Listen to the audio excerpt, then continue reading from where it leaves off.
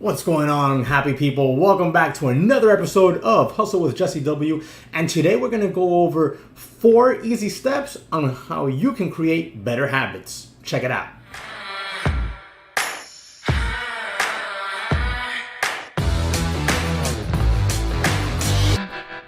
Alright guys, so do me one quick favor, real quick. Just take a second, subscribe. Hit that subscribe button, it's right there, and should be, what is it, right around here, one of these little spots there. Just click subscribe for me and smash that like button. It only takes a second of your time and it helps me out tremendously. So you help me with that, I help you with these 4 tips. We're going to talk about creating good habits, and one of the ways that we create good habits is putting thoughts into every single thing we do. All right, so you got to put your goals on paper. And I don't mean it has to be physical, actual paper with a pen. Just write it down. You know, computer, go to the search bars, type sticky notes, write your goals down, put them on your computer there on your desktop so you can see them. This helps out. I do this basically every single morning or every single Monday. I set up my goals for the entire week, or for the entire day, or for 2 or 3 days. And then once I knock those out, I write up my next batch of goals. I don't try. Let's just do this step by step. So that's step number 1. You want to do that, and in order to get to work on these goals, you gotta get up a little bit earlier. I'm not the guy that wakes up at 5 in the morning. First of all, I'm on the East Coast, so I don't have to do that. So that I wake up before market opens.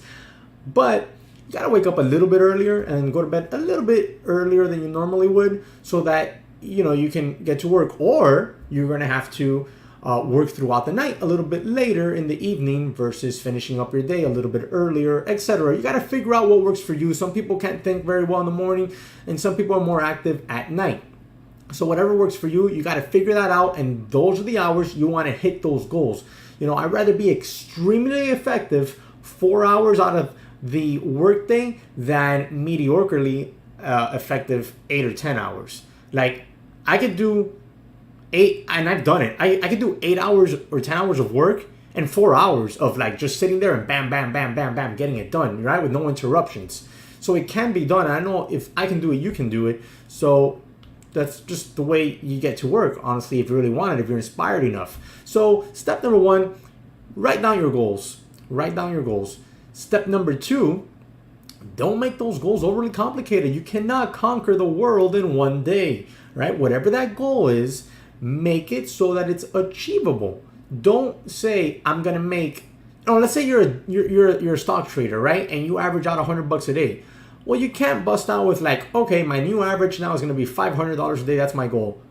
It's not gonna happen. Your emotions are gonna wreak havoc on your trading, okay? You gotta make it realistic. If you're a day trader and you average $100 a day, you can easily say, hey, my new goal is $125, $150 a day.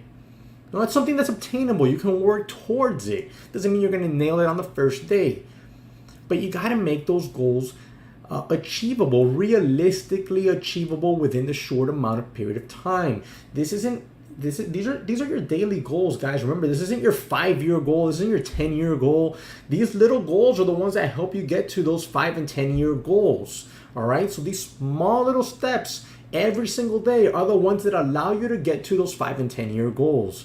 So you want to make sure that these goals are achievable. Otherwise, you might not work on them, or you might feel overwhelmed Monday morning, Sunday night. You want to make sure that you can actually achieve them. And then you want to assign an hourly block to, every goal, basically, give or take. Maybe some goals take 2 hours, right? Like, for example, my first hour of the morning, emails. Boom, boom, boom, boom. I hit out all my emails. My next goal is looking over the gap scanners for stock trading so that I can make my gappers list and stocks to watch list. I start off with my first top 3 stocks that I want to watch, and then then I add my back burner list, which will be 2 or 3 more stocks that I'm watching that have the potential to kind of pop out of nowhere, right? So that's kind of like what my goal is in the morning. See, when I wake up in the morning, first things first, I pray, I read the Bible, brush my teeth, grab some water, and come to my desk.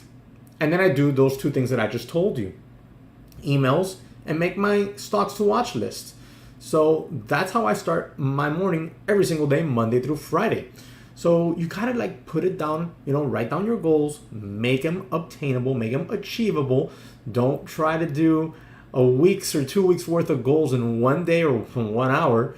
Make it achievable, do it right. Be rested, get a good night's sleep so you can be rested and be able to hit those goals, right? And then you have to, that was 2 and 3. That was 3 goals right there. And then three points. And then the fourth and last one is you have to create a pattern of behavior. You can't set goals today, right? And then tomorrow not have any goals. And then the next day have one goal. And then the next two days not have any goals. You can't be like, I'm going to go to bed today at 11, tomorrow at 12, and today at 8. Well, the next day at 8. You got to set a pattern of behavior. We are, no matter how free you think your mind is, or how easily you are to go with the flow, we are creatures of habits.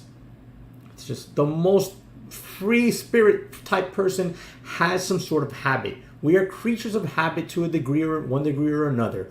So you want to make sure that you create a pattern of behavior.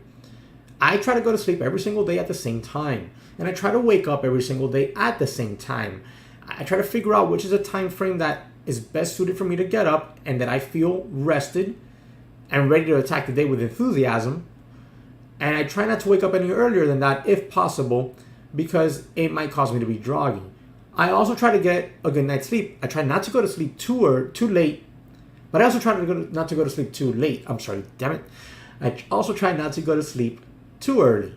So I try to find the sweet spot that works for me. You got to figure that one out for yourself, and what works for your way of, working, your habits, what type of work you do, and what type of personality you are. You might not be effective in the morning. You might be somebody that can work on their projects later on at night because you're more active at that time.